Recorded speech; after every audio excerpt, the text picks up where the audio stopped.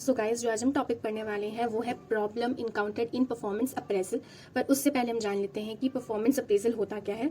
तो it is a form of evaluation how well a nurse has perform her duties during a specific period.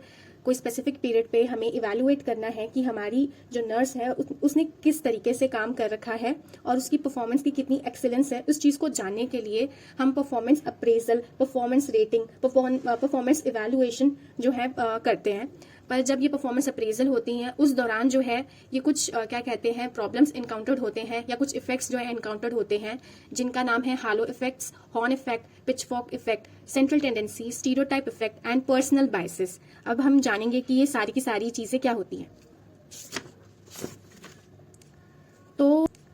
तो सबसे पहले क्या हम जानेंगे what is hello effect. Hello effect is like कि overrate सब ऑर्डिनेट परफॉर्मेंस। एग्जाम्पल के लिए क्या बोल सकते हैं, मैं एक क्लास का एग्जाम्पल लेती हूँ। तो कभी कभार क्या होता है, कुछ बच्चे जो है हमें पता होता है कि that they are not well performed, अच्छे से उनको परफॉर्म करना नहीं आता है, बट उनकी पर्सनालिटी इतनी प्लीजिंग होती है और उनके सोशल स्किल्स इतने अच्छे होते हैं कि टीचर को लगता है कि वो बच्चा पढ़ने में बहुत अच्छा है। तो उससे क्या होता है, टीचर के अंदर एक हालो इफेक्ट आ जाता है। तो जब वो इंटरनल मतलब मार्क्स देता है तो या फिर प्रैक्टिकल के मार्क्स देता है, तो उस दौरान हम ये चीज नोटिस करते हैं कि उन बच्चों के हमसे ज्यादा नंबर आ चुके होते हैं, बकायदा वो लोग इतने अच्छे पढ़ने में नहीं होते हैं। तो इस चीज को हम क्या बोलते हैं, हालो इफेक्ट कहते हैं।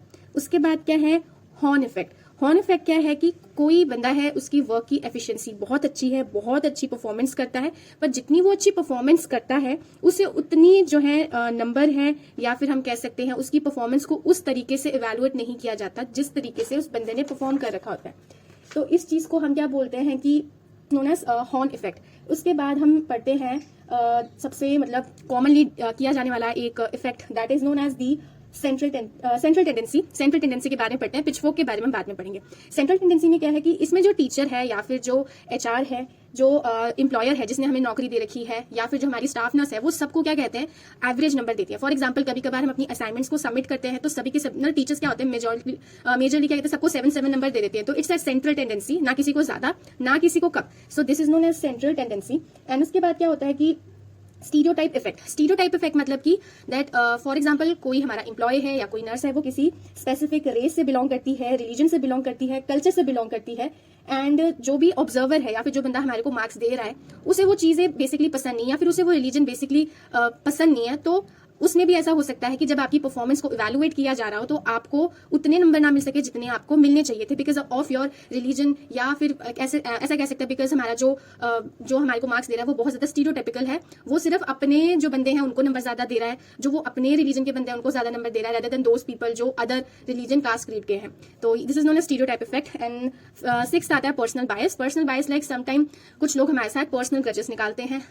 तो उसमें क्या होता है कि आपने कभी किसी के साथ कुछ बुरा किया हो और उस दौरान जब एग्जाम की ही बात कर लेते हैं, इंटरनल मार्क्स लगने वाले होते हैं, कभी आपने किसी टीचर के साथ बहस कर रखी होगी, तो इस चीज का जो मतलब आपको मुआयना है वो कब भुगताना पड़ता है, जब आपके एग्जाम्स में इंटरनल्स जाती है, तो उस दौरान काफी मतलब एवरेज नंबर जाते हैं। तो this is known as the personal बायस।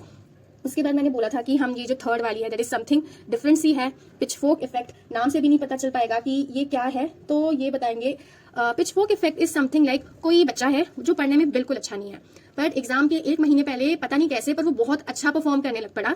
तो जब भी उसकी परफॉर्मेंस इवैल्यूएट होगी थ्रू द टीचर, तो टीचर क्या देखेगा कि अभी रिसेंट के जो 1 महीने के जो क्लास टेस्ट है उसने इसमें बहुत अच्छा परफॉर्म कर गया है, पिछला जो उसका परफॉर्मेंस है वो मैटर नहीं कर रहा है टीचर के लिए, उसके लिए जो भी रिसेंट परफॉर्मेंस है वो मैटर कर रहा है। तो उसमें अगर उसने अच्छा परफॉर्म कर रखा है तो टीचर उसकी इंटरनल जो है डिपेंडिंग अपॉन द प्रीवियस जो उसके विद इन 1 मंथ के अंदर जो उसका मतलब उसने अपने बिहेवियर चेंज किया है या कुछ भी चेंज किया है, तो उसके अकॉर्डिंग जो है टीचर बच्चे को जो है वो नंबर देने वाला है। तो इस चीज को हम बोलते हैं पिचफोर्क इफेक्ट। इसमें पॉजिटिवली भी हो सकता है, नेगेटिवली भी हो सकता है। कभी कभार क्या होता है कि हम बहुत अच्छा परफॉर्म करते आ रहे होते हैं और एकदम से डाउन मतलब हमारे जो है नंबर चले जाते हैं, तो टीचर को लगता है कि अब आजकल ये पढ़ नहीं रहा है, तो फिर नंबर भी हमारे उतने ही हो जाते हैं। बट कभी कुछ बच्चे जो पढ़ते नहीं है स्टार्टिंग में, पर एग्जाम जैसे पास आते हैं 1 मंथ के करीब जो क्लास टेस्ट होते हैं उसमें बहुत अच्छे नंबर आते हैं, तो टीचर फील है कि हाँ ये पढ़ना शुरू कर गया, तो इसकी इंटरनल थोड़ी अच्छी दे देते हैं।